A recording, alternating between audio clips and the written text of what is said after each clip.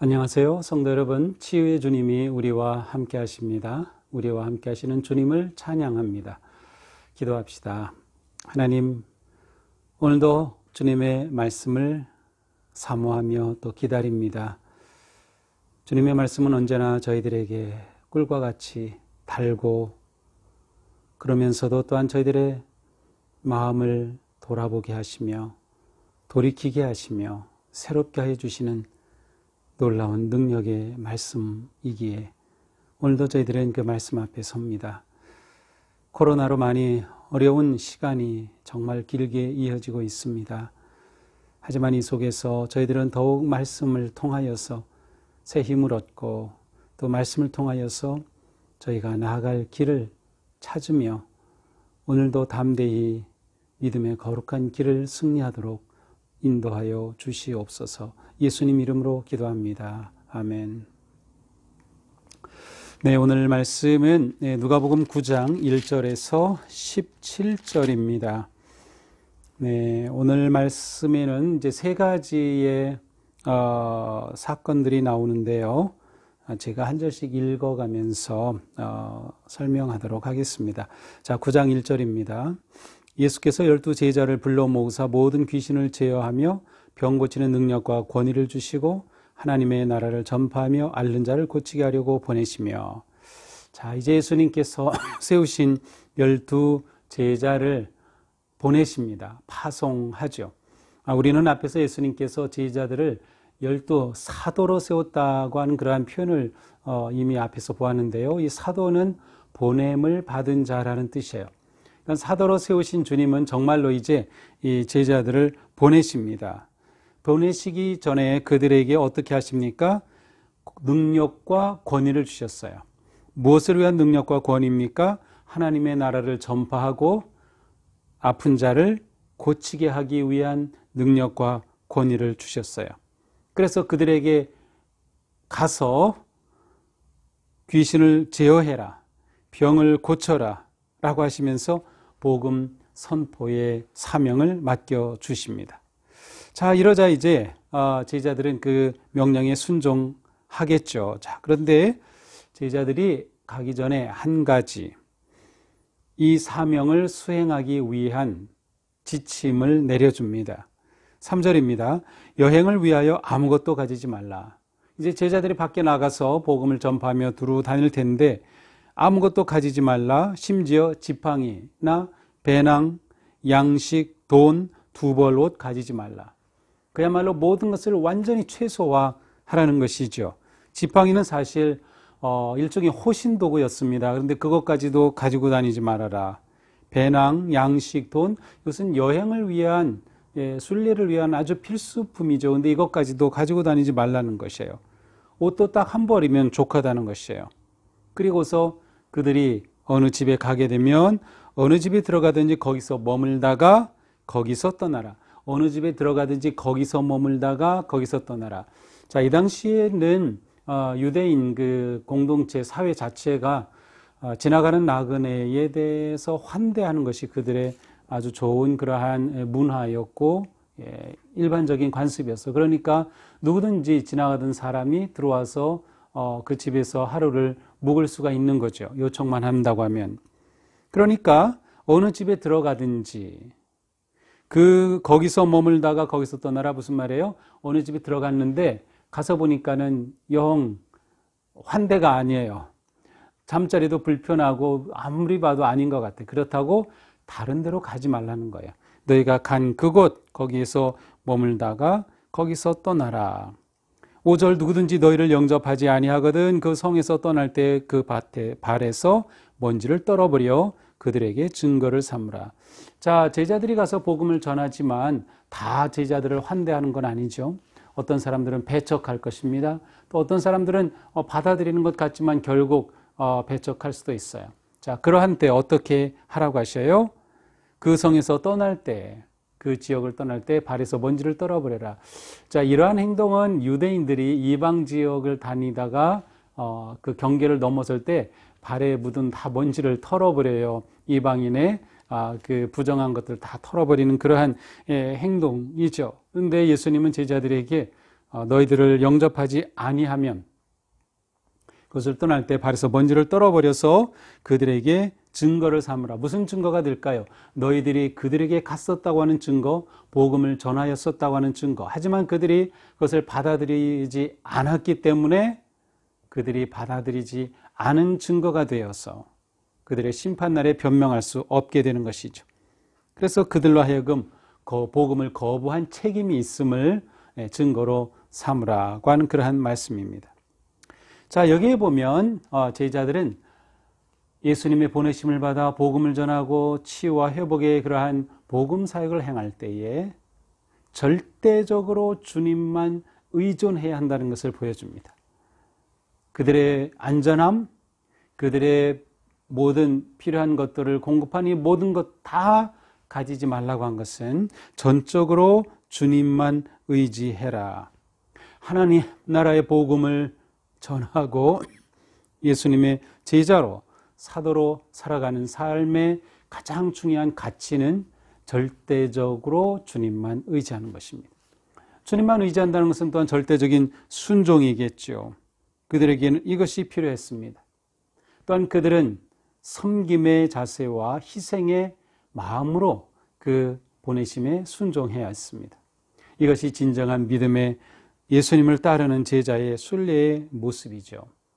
자, 이 말씀을 듣고 6절 제자들이 나가서 각 마을에 두루 다니며 곳곳에 복음을 전하며 병을 고치더라. 그렇습니다. 세상을 향하여서 나가서 말씀에 순종하니 복음을 선포하고 정말 병 고침에 놀라운 역사들이 일어났습니다. 자, 그 다음 두 번째 이야기입니다. 이것은 헤롯 왕에 관한 이야기인데요. 좀 짧게 나와 있습니다. 7절입니다. 분봉왕 헤롯이 모든 일을 듣고 심히 당황하니, 자, 예수님에 관한 소문이 여러 지역에 다 퍼지죠. 그런데 특별히 예수님이 갈릴리 중심으로 활동하였기 때문에 갈릴리 지역의 분봉왕이었던 헤롯은 이 예수님에 관한 그 정보를 아주 다 입수하고 있었습니다. 그런데 그 정보를 들으면서 몹시 당황하고 있는 것이에요. 왜냐하면 그가 죽였던, 참수했던 세례 요한이 다시 살아났다는 소문이 들리기 때문입니다. 또 어떤 사람들은 말하기를 엘리야가 나타났다. 또 어떤 사람은 한 새로운 선지자가 나타났다. 뭐 이러한 옛 선지자가 살아났다고 하면서 예수님에 관한 소문이 막 들어오는 거죠. 자, 이러한 정보를 접할 때 헤롯은 뭔가 불안했어요. 야, 내가 죽인 요한이 다시 살아났다고? 분명히 내가 죽였는데 아마 다시 살아난 건 아니겠지. 그러면서 그는 이렇게 속으로 말하죠. 내가 목을 베었거늘, 요한은 내가 목을 베었거늘 이제 이런 일이 들리니 이 사람이 누군가 하면서 그를 보고자 하더라. 도대체 이 예수라는 자가 누구지? 라고 하면서 궁금증, 한편으로는 불안함, 무엇인가 걸리는 그러한 모습으로 예수님을 보고자 하는 마음이 있었습니다. 물론 그가 예수님을 보고자 하는 것은 구원을 향한 열망이나 메시아를 보고자 하는 것은 아니죠. 그가 죽였던 세례 요한이 다시 살아났다고 하는, 그리고 그가 많은 사람들에게 놀라운 일을 행한다고 하는 그것이 이 헤롯에게는 무엇인가 깨름칙하면서도 알아야 할 그러한 마음을 가졌던 것 같습니다. 이 사람이 누군가 하며, 자, 이제 10절부터 또 17절까지는 세 번째 이야기, 예수님께서 5,000명을 먹이신 이야기입니다. 이 5,000명을 먹이신 이야기는 마태, 마가, 누가, 요한복음에 모두 다 나오는 유일한 기적입니다. 또 마태, 마가, 누가, 요한복음에서 이 본문은 굉장히 중요한 역할을 합니다. 왜냐하면 이 본문을 통해서 예수님이 누구이신가가 이 군중들에게 확 각인이 되었기 때문에 그래요. 예수님께서 5,000명을 먹이신 이 사건은 예수님의 사역에 굉장히 큰 어떤 그 분수령을 이루는 그러한 기적이었어요. 그래서 이제 오늘 우리가 누가복음에 기록된 이 본문을 보게 됩니다. 사도들이 돌아와 예수님이 보내셨다가 그들이 가서 복음을 전하고 치유하고 그리고 이제 돌아왔습니다. 돌아와 자기들이 행한 모든 것을 예수께 여쭈니 예수님께 다 사역을 보고하죠. 그러니까 예수님께서 그들을 데리시고 이제 벳세다라고 하는 곳으로 옮기셨어요.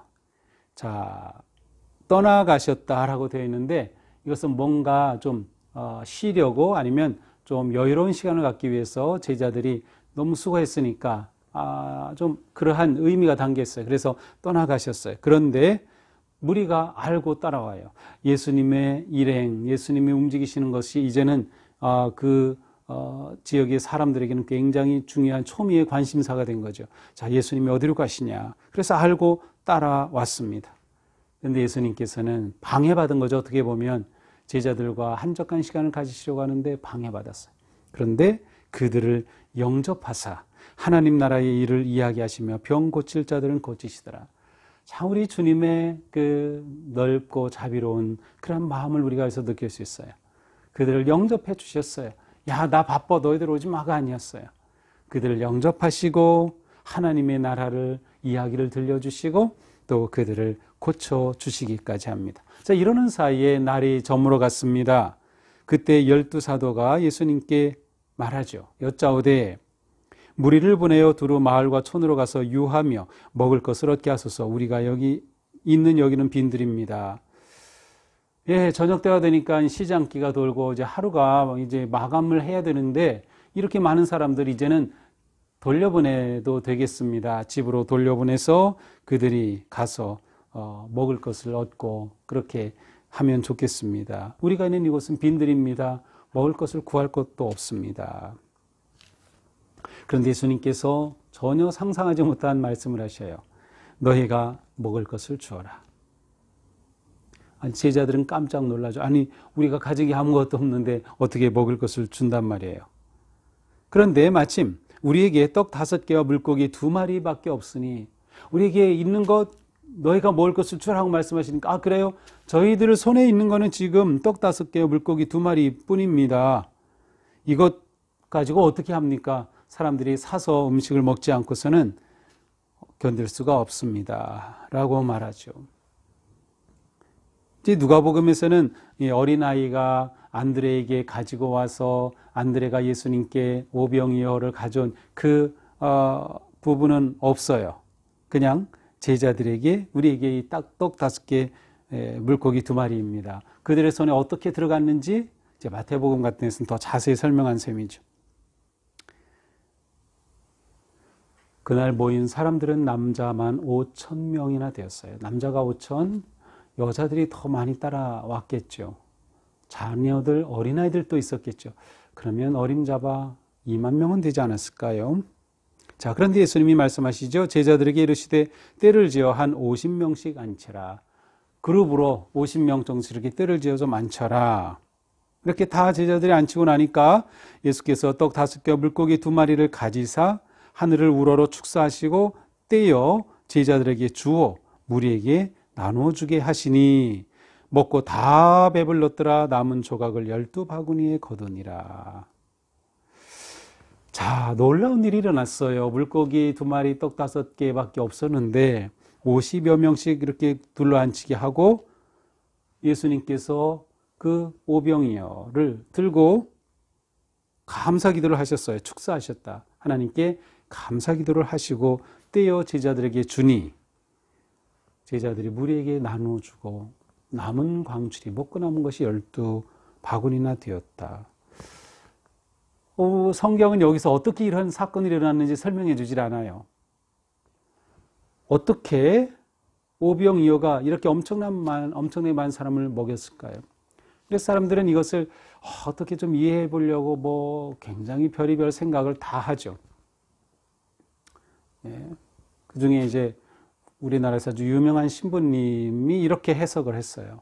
자, 그날 이제 마태복음과 연결시키면서 마태복음에서 어린아이가 가져왔다 그랬죠. 그래서 어린아이가 자기 도시락을 내놓는 것을 보고 그날 거기 온 사람들이 다 자기가 도시락을 가지고 왔었는데 어린아이가 그렇게 내놓는 것을 보고 부끄러움을 느껴서 자기가 가져온 도시락을 펴서 먹게 되었다라는 해석이에요. 좀 그럴듯하죠. 논리적으로는 가장 이해할 듯한 그러한 해석인데 그러나 오늘 말씀의 초점은 그게 아니에요. 정말 그랬을까요? 12바구니나 남은 거는 또 어떻게 하죠? 사실 그것은 오히려 오늘 말씀을 왜곡하는 것입니다. 예전부터 그런 해석이 있어 왔어요. 예전부터. 그냥 우리는 오늘 본문을 보면서 정말 주님께서 놀라운 일을 행하셨구나. 그래서 이제 오늘 본문의 중요한 역할이 바로 그것입니다. 마태, 마가, 누가, 요한 복음에서 다 같게 예수님의 이 놀라운 5천 명을 먹이신 기적의 사건을 계기로 해서 군중들이 예수님께 확 마음을 주게 됩니다. 아, 이분이야말로 메시아구나. 왜 그래요? 군중들은 가난 속에서 먹을 게 없는 사람들이죠. 그들의 경제를 해결해 주는 거죠. 지금도 누가 시장에 나오든 누가 대통령 후보에 나오든 경제 문제만 해결해 준다고 하면 당연히 당선되죠. 딱 그거잖아요.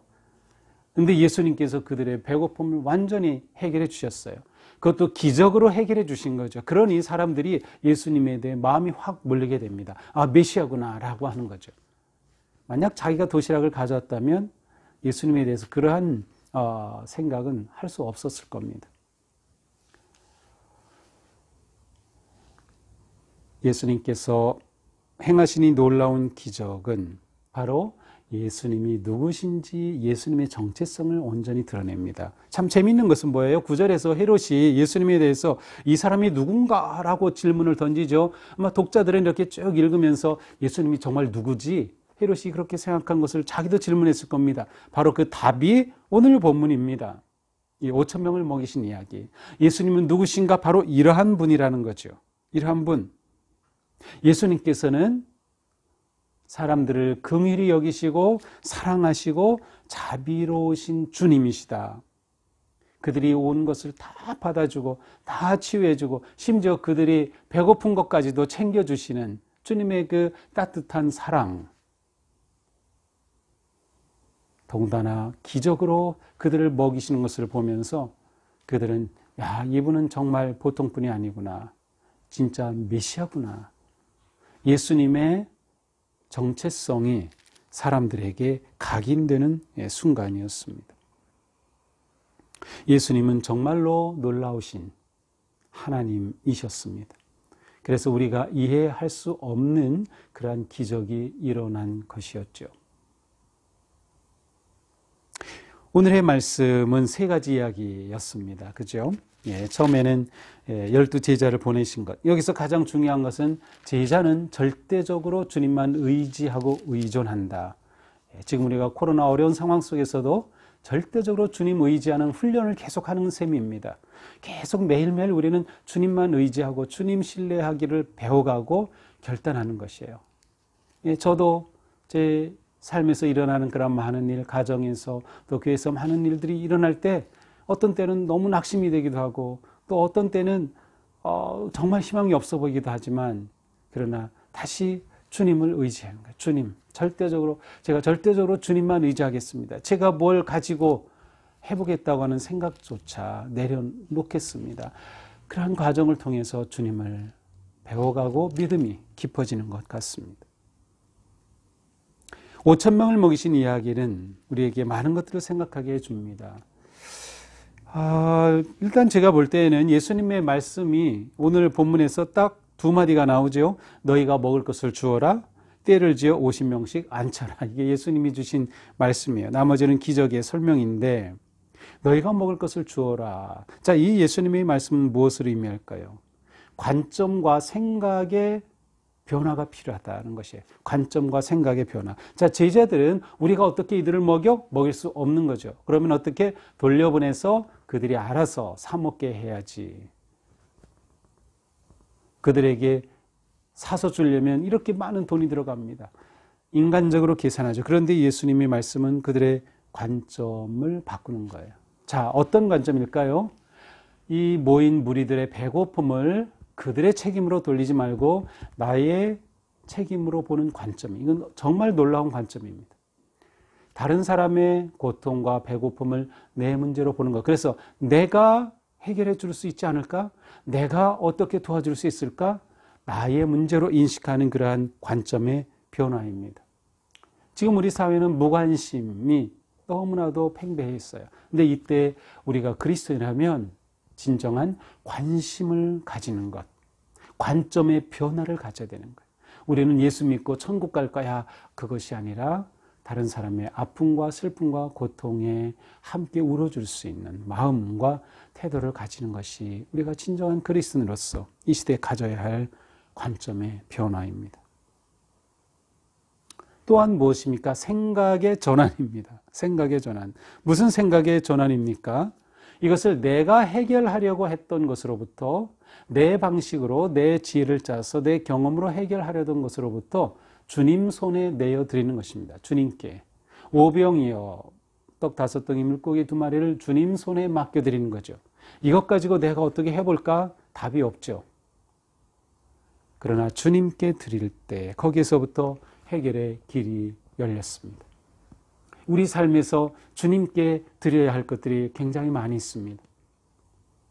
오늘 우리는 이 말씀을 통해 내가 오늘 주님께 무엇을 드려야 할까? 내가 걱정하고 고민하는 그것 주님께 맡기자. 내 자녀 문제 주님께 맡기자. 내 건강 문제 주님께 맡기고 의지하고 주님 주시는 지혜로 내가 건강 회복을 위해서 바르게 생활 습관도 키우고 운동도 하면서 그렇게 살아야지. 무엇인가 우리에게 있어서 생각의 전환이 필요합니다. 문제와 나의 힘을 비교하지 말고 그러면 안 됩니다. 5,000명 어디서 먹입니까?가 되죠. 그러나 문제와 주님을 연결시키면 거기에서 놀라운 길이 열리는 거죠. 바로 이러한 삶을 사는 것이 우리가 그리스도로 살아가는 삶의 기쁨입니다. 오늘 하루 주님께서 우리의 삶 가운데 함께 하셔서 우리 각자에게 내가 먹을 것을 주어라 라고 말씀하실 수도 있고요. 내 손에 있는 게 무엇이냐 내게 가져와라 라고 말씀하실 수도 있을 것 같습니다. 주님의 말씀이 나에게 어떻게 다가오든 주님께 맡기고 의지하고 주님 의존적인 삶으로 그리고 우리의 생각과 관점을 바꿔서 믿음의 길로 나아갈 수 있는 그런 복된 하루가 되기를 주님의 이름으로 축복합니다. 기도합시다. 하나님 감사합니다. 오늘도 말씀을 통해서 저희들이 더욱더 주님을 의지하고 우리의 생각과 관점, 마음을 바꿔야 함을 깨닫습니다. 코로나의 힘든 상황 속에서 저희들의 관점이 달라질 때 주님께서 보여주시는 그러한 살아날 길이 보이고 회복의 길이 보이고 또 주님을 더욱 의지함으로 넉넉히 이겨낼 수 있도록 역사하여 주시옵소서. 예수님 이름으로 기도합니다. 아멘. 네, 오늘도 주님 은혜 안에서 승리하는 하루가 되기를 축복합니다. 사랑합니다.